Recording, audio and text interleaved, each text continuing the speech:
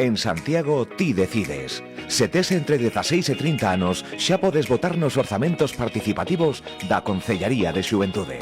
Participa ata o 16 de marzo a través da web decide.santiagodecompostela.gal e elixe en que actividades se gastan 100.000 euros dos presupostos municipais. Porque en Compostela, a mocidade decide. Concello de Santiago. Efectivamente, aquí decide a mocidade entre 16 e 30 anos, xa non me pilla, pero sí que se tes entre 16 e 30 anos, ata o 16 de marzo tes oportunidade de decidir en que se empregan pois parte do orzamento da área de xuventude que xestiona no Concello de Santiago María Rozas, que hoxe nos acompaña e que vai facer doblete, se non me equivoco, despois xa nos meteremos en tempo de debate, pero hoxe, benvida, María. Moitas grazas. Orzamentos participativos que xa están aquí, porque a iniciativa que de xeito pionero se lanzaba hai algún tempo funciona, hai demanda, a xente participa e polo tanto, eses cartos que se extraen dos orzamentos, que son 100.000 euros, se non me equivoco, sí, pois a mocidade ten moi claro, ou non, porque son moitas as iniciativas que lles apetece ter na cidade.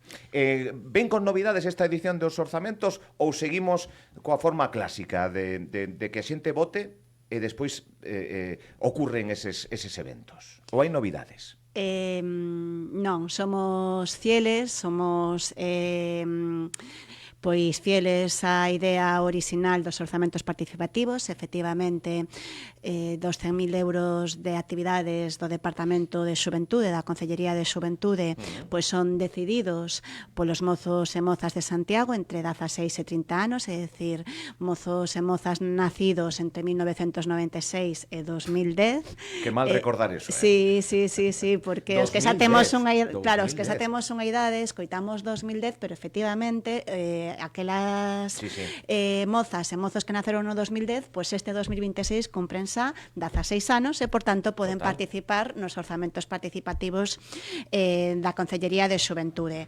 Novidades non é que teñamos, pero sí que creo que cada vez as propostas que fan os propios mozos e mozas son máis diversas e máis interesantes. Por aí entran as novidades, non? Por aí, eles decidirán. Claro. Eles decidirán cales son as propostas máis votadas, poden votar ata o próximo día 16 de marzo, ou ben en algunha das urnas presenciais que haberá en diferentes puntos da cidade. Estaremos en institutos, estaremos na universidade, estaremos tamén en algunha praza céntrica de Santiago, ou ben pois a través da página web decide.santiagodecompostela.gal. Son 116 propostas de temáticas moi diversas, de cine, ao aire libre, de cultura, de gastronomía, de aprender pois oficios, non sei se oficios, pero tarefas que están un pouco esquecidas e que o mellor xa non se ensinan como se ensinaban antes, algo como coser, como...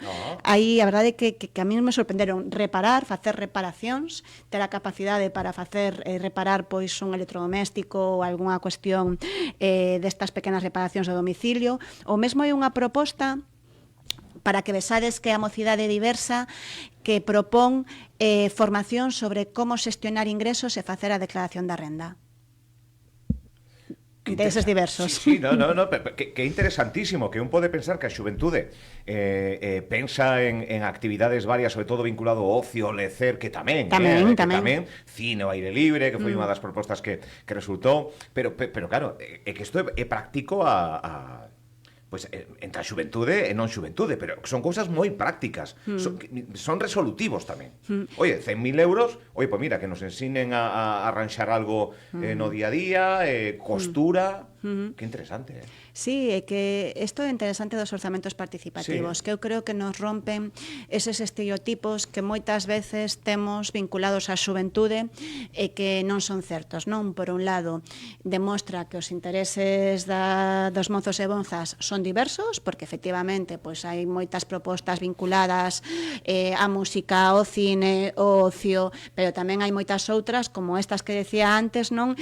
Que están máis vinculadas á aprendizaxe, ou mesmo mesmo cuestións como charlas sobre economía ou sobre linguaxe administrativa. Eso tamén nos facía falta os adultos, non só a xuventude. Todo o que acabas de decirnos fai falta o mundo adulto. A todos.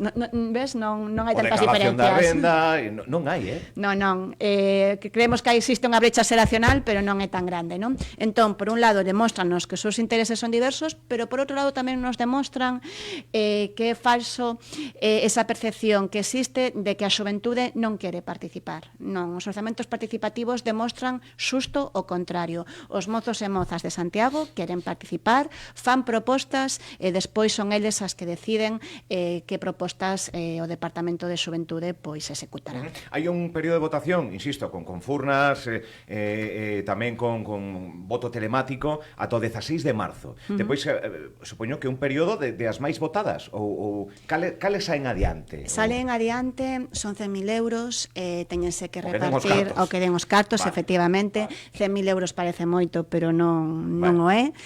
Nos últimos anos estiveron entrando en torno ás 8 propostas máis votadas, que fomos executando ao longo dese ano. Ese é o noso compromiso, chegar a 31 de decembro de 2026 e as propostas máis votadas realizalas, non? O ano pasado tivemos un éxito rotundo en propostas de música, tivemos concertos de cultura urbana que se fixeron no campus, tamén tivemos algún concerto que fixemos na Capitol que funcionou moi ben, e o Cine Aire Libre na Alameda, que non só asistiron mozos e mozas, pero iso tamén é interesante, non? Que todos disfrutemos desas propostas de orzamentos participativos. Así que ata o 16 de marzo, queda unha semana, aínda se pode votar.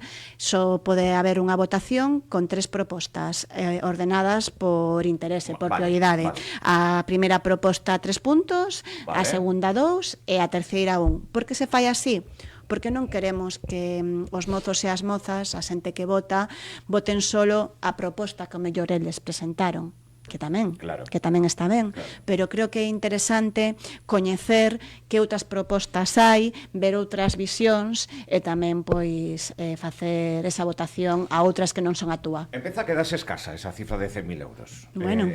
Eu non sei se hai visión de que se poda ampliar en edicións sucesivas ou incluso aquelas que quedaron fora por unha cuestión de orzamento que poda ser de interese, avaliala e sacala adiante aínda que sexa con outros fondos, non? Sí, eso facémolo. Sí. Ás veces nos sorprenden tanto algunhas das propostas presentadas, xa o digo, non pola proposta en sí, polo interés en sí, senón que ás veces están tamén moi ben detalladas e nos acaban convencendo o Departamento, a Concellería, aínda que non sexan as máis votadas, e as poñemos en marcha. E as poñemos en marcha igualmente cos fondos reservados para actividades da propia Concellería. A mí encantaríame que fora máis a porcentaxe do orzamento que decide a xente, xa non só os mozos e mozas, non? Senón a xente, os veciños e veciñas de Santiago en xeral, que creo que é un mecanismo de participación, os orzamentos participativos, que se debería afondar máis neles, que a participación e a democracia non é só ir cada 4 anos ás urnas a depositar o teu voto, senón que tamén tes moito que decir e podes decir moito durante eses 4 anos, non? E por que non decidir unha parte do orzamento municipal moito máis alá estes 100.000 euros que se deciden na Concellería Mocidade. Exactamente.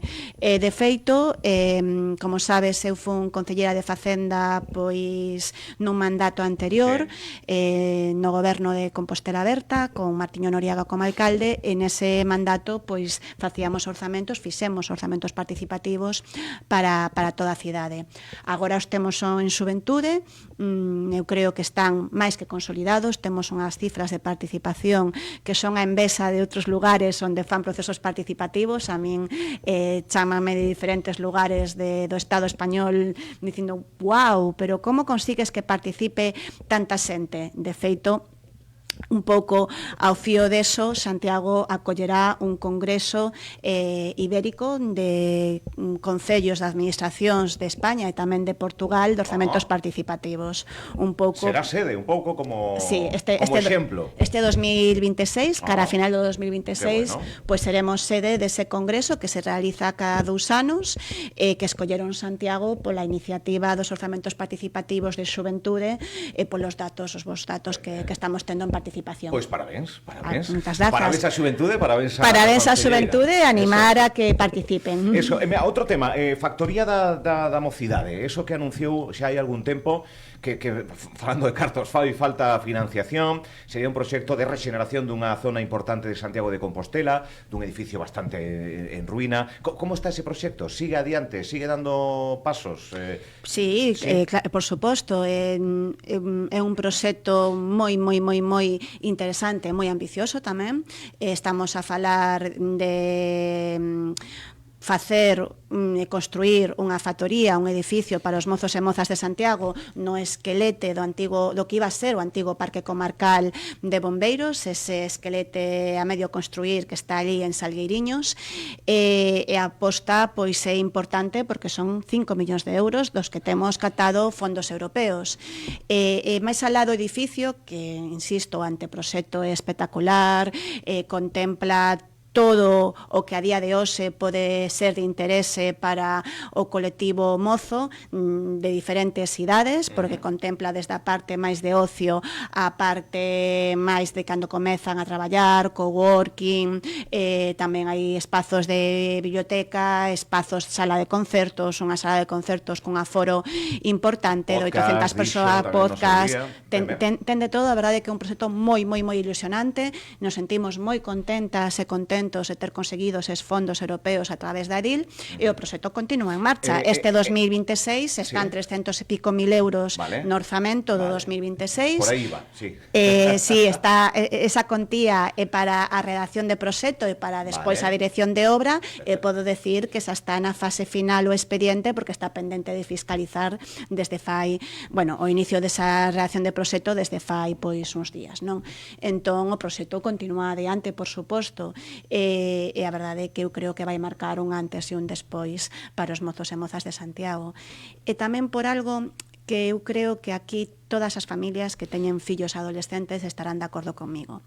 Santiago, e non só Santiago, moitísimas outras cidades, teñen un déficit de espazos onde os mozos e mozas podan estar incluso sen facer nada, enténdaseme o de non facer nada, simplemente para reunirse cos seus amigos. Sí, eso tamén é necesario, ese tipo de ocio non dirixido, non unha formación, non un taller determinado, senón quedar cos amigos, socializar, eso é necesario, e tense que facer fora dos centros comerciais, que é a única opción que nos queda a día de hoxe.